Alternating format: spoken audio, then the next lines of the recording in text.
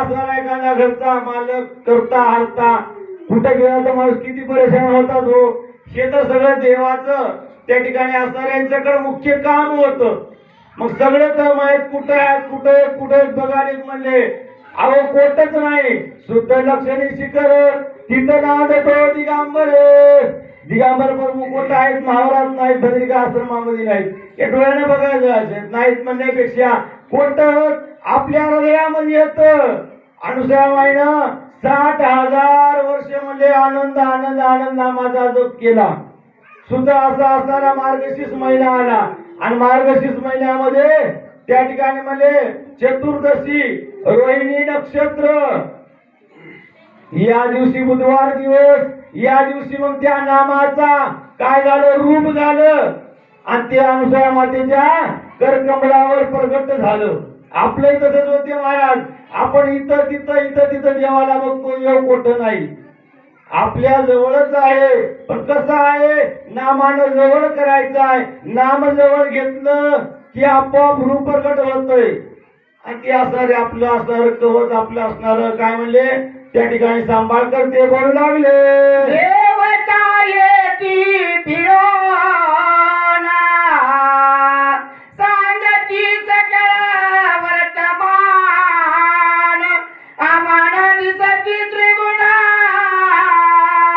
ब्रह्मा विष्णू महेश्वर सगळे देवी देवता ऐकून एकाला विचारले तर अहो तुमच्याकडे आलेत का म्हणे ब्रह्मदेव तुमच्याकडे आले का विष्णू पोटच काय दिसना गेलं. अहो भद्रिका आश्रमला आता महापूजेमध्ये म्हणतो आम्ही ऋषी मुनी गणगंधर्व इंद्र चंद्र ब्रह्मा विष्णू लक्ष्मी समीर सगळे जण येतात महाराज. या पूजेला फार मोठं महत्व आहे. पूजा अनेक देवी देवताच्या पूजा आहेत पण हिला विशेष नाव दिले महापूजा. ही पूजा म्हणजे गुरुची पूजा आहे. गुरुचा अधिष्ठान आहे त्या ठिकाणी. मग जिथं गुरु तिथं काही कमी नाही म्हणले समर्थाची असणारी पूजा आहे. मग सांगू लागले कुणीकाला देवी देवता विचाराय कुठं बघितला का ब्रह्मदेव. त्या ब्रह्मदेवाचे भक्त ब्रह्मदेवाला हुडकालेत. विष्णूचे भक्त विष्णूला हुडकालेत. शंकराचे भक्त शंकराला हुडकालेत. पण कोणाला काही महाराज तात्पता लागणार गेला म्हणले प्राप्ती कारणा कैसे सापडतील त्रिगुणा ब्रह्मा विष्णू त्रिनयना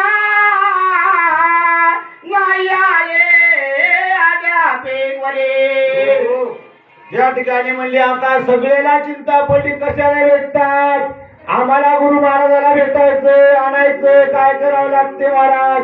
एका लावावं लागते पारा लावावं लागते 4 माणसाला जेव घालावं लागते भजनेला सांगावं लागते. सगळ्याला आमच्या घरी महापूजा आहे गुरु महाराज येणार आहेत येतात माहित होईल. मग आले आता इथं काय करायचं म्हणले तिघाला आणायचं काय करावं लागते. एकूण एकाला विचारायचं आम्ही हे केलं आलेच नाही ते केलं आले नाही. आता आणायचं कोट हुडकायचं कसं सांगू लागले म्हणले नारदाचे गमना केले बालक केले अवलोकना पालकाने दिले तिघे जण त्याचा विचार पाहुण्याला नारायण मुनीची सवारी होती त्या ठिकाणी. नारायण मुनी त्रिभुवनामध्ये फिरायची आणि नारायण मरूनच असणारी कळ लावलेली होती आणि त्याची कळ म्हणजे काहीतरी विशेष आहे की महाराज आपली कळ वेगळी आहे पण ऋषीची महाराज त्या असणाऱ्या ऋषीची कळ वेगळी होती. त्याने कळ लावा म्हणजे काहीतरी वेगळंच व्हावं. नारायण मुनीनं सांगितले आहे म्हणजे त्रिभुवनामध्ये आम्ही फिरलो आम्ही बघितले भद्रिका आश्रमला त्या असणाऱ्या महातपस्वी अनुसूया मातेनं बाळ केले पाळण्यात घातले सांगू लागले सांगे वर्तमान तिघी प्रती अनुसूया ग्रही बालक क्रीडाती तिघेही रुदाना करती ब्रह्मा विष्णू रुद्रा सांगितलं तिघीला तिघी सांगाले. आता त्या अनुसूया माते पशी काय झाले तर बाळ झालेत म्हणले आणि दूध पियाले तो आश्चर्यचकित आहे महाराज. एवढाले देव देवाला सुद्धा अगोदर महाराजांनी सांगितलं ब्रह्मचारी अवस्था एवढी चांगली राहते महाराज. एवढं त्या असणाऱ्या त्या बाळ अवस्थेमध्ये एवढं काही प्राप्त होते.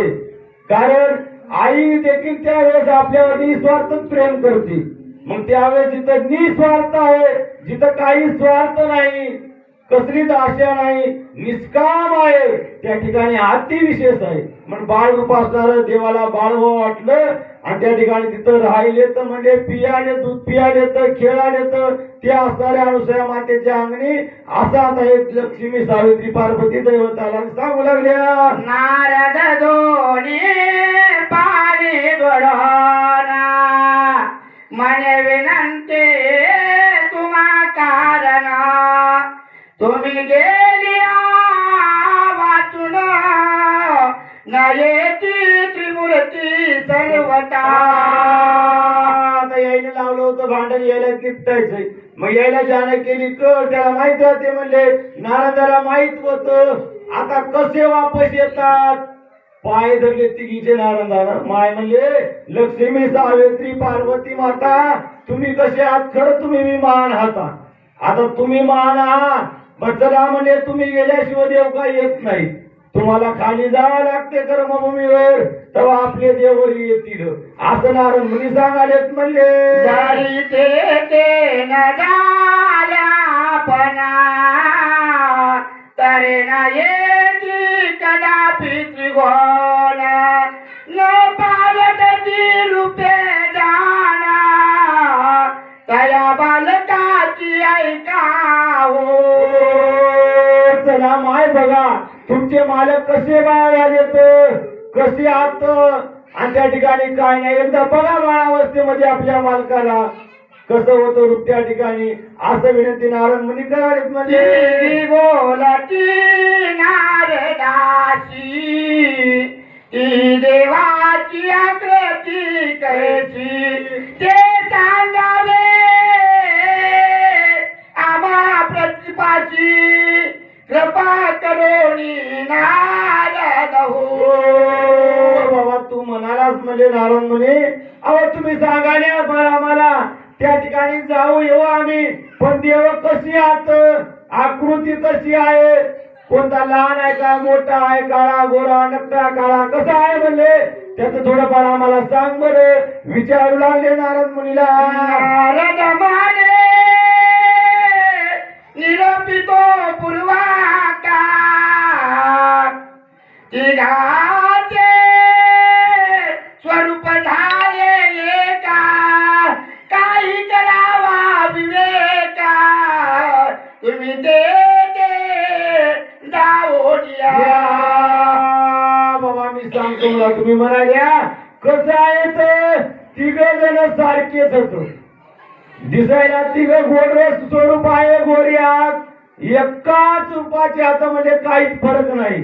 आणि तिथं जाऊन काय करावं लागेल मग तुम्हाला विचार करावा लागेल बरं. म्हणजे आपले मालक कोणते होते. महाराज गण सुद्धा सारखाच होता म्हणजे तिघाला माईपाशी. म्हणजे तिघाचा एक करायचा आलेला होता, करायचा नव्हता माईला पण झाला. म्हणजे तिघाचा एक आहे, एकच रूप आहे तिघाचं. दिसा तिघ सारखी आहे असं सांगू लागले. म्हणले